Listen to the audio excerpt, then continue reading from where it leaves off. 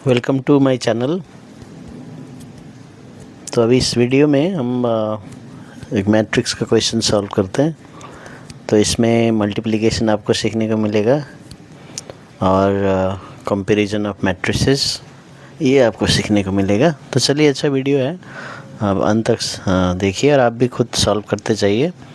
तो जैसे आप देख सकते हैं यहाँ पर क्वेश्चन है, find the value of x given that a square is equal to B, है ना।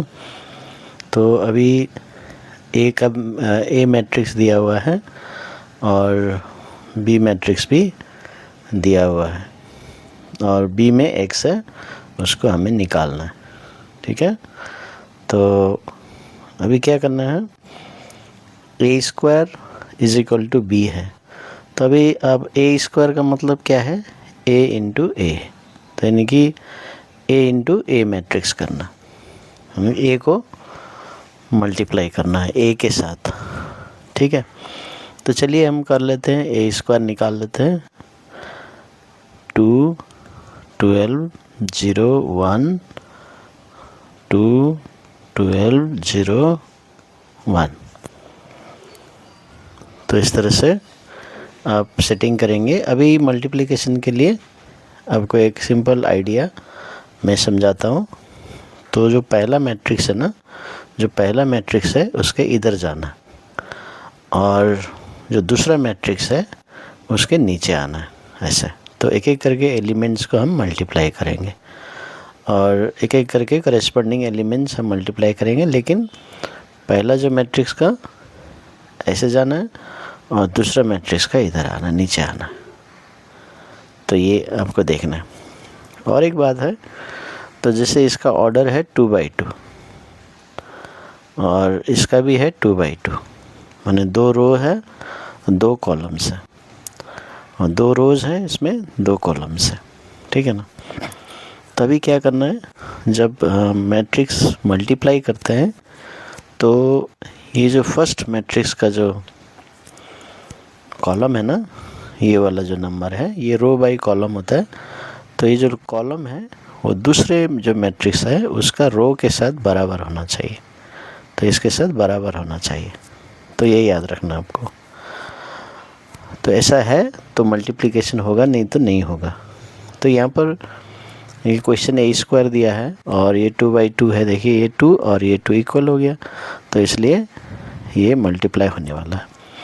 तो ये आपको चेक करना है, शॉर्ट क्वेश्चंस में आ सकते हैं, है ना। तो और कभी ऐसे भी आ सकता है कि इज़ मल्टीप्लिकेशन पॉसिबल, तो वो चेक करना है। और इंटरेस्टिंग बात है, जो आंसर आएगा ना वो ये फर्स्ट और लास्ट वाला है, यानी कि इसका रो और इसका कॉलम, यानी कि आंसर भी 2/2 आना पड़ेगा। तो आंसर 2/2 मैट्रिक्स होगा। तो ये है आपका मल्टीप्लिकेशन के लिए आपको समझने वाली बात।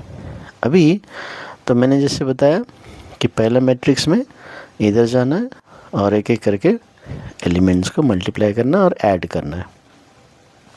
चलिए मैं आपको सिखाता हूँ। तो पहला मैट्रिक्स है 2, पहला एलिमेंट है 2, तो दूसरे का ये 2 है ना, फर्स्ट ये फर्स्ट मल्टीप्लाई करेंगे 2 × 2, फिर प्लस।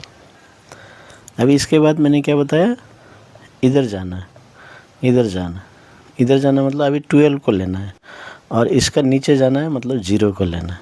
तो 12 × 0 करना है। तो ये ख़त्म हो गया। अभी फिर से शुरू से हम करेंगे।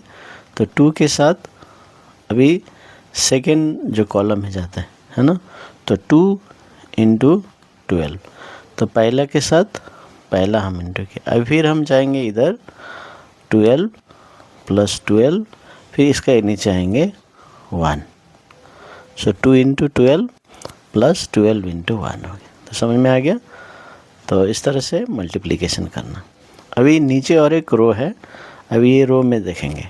तो फिर से शुरू से हम करेंगे 0 × इसका पहला 2, पहला एलिमेंट के साथ पहला एलिमेंट, प्लस इसका इधर जाएंगे 1 और इसका नीचे आके 0 से इंटू कर देंगे। तो ये है तरीका। चलिए अब बताइए, अभी नेक्स्ट यहाँ पर क्या होना चाहिए, तो फिर से 0 फिर पहला एलिमेंट, तो 0 इंटू 12 प्लस बिल्कुल, अभी इधर जाएंगे तो 1, इधर जाएंगे तो 1, तो 1 इंटू 1 हो गया। तो देखिए ये 1 इंटू 1 ये मैट्रिक्स आ गया। तो अब इसको सिंप्लीफाई कर दीजिए।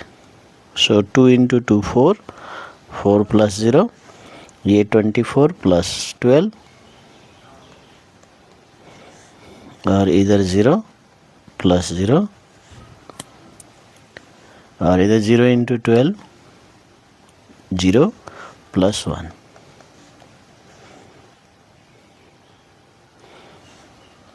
तो हो गया 4 0 36 1।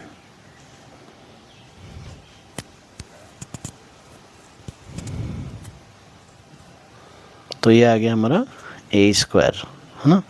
तो अभी क्वेश्चन में क्या कंडीशन दिया है, A square is equal to B दिया हुआ है। तो ए स्क्वायर तो हमारा ये आ गया 4 36 0 1 आ गया, और बी मैट्रिक्स था 4x 0 1, ऐसा था। तो अभी हमें कंपेयर करना। तो जब भी मैट्रिक्स दो इक्वल होते हैं तो करेस्पॉन्डिंग एलिमेंट, तो इसके साथ ये देखिए 4 और 4 इक्वल हो गया, 0 0 इक्वल हो गया, अभी 1 1 इक्वल हो गया, तो 36 इज इक्वल टू एक्स होगा, तो x इज इक्वल टू 36 हो गया। तो इस तरह से हमने आंसर पा लिया, है ना। तो ये इस तरह से मल्टीप्लिकेशन करना है, तो ध्यान से देखिए और जो मैंने बताया पैटर्न उसको अच्छे से समझ लीजिए।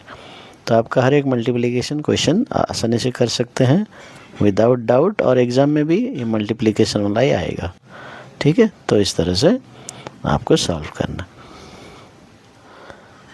तो थैंक यू वेरी मच।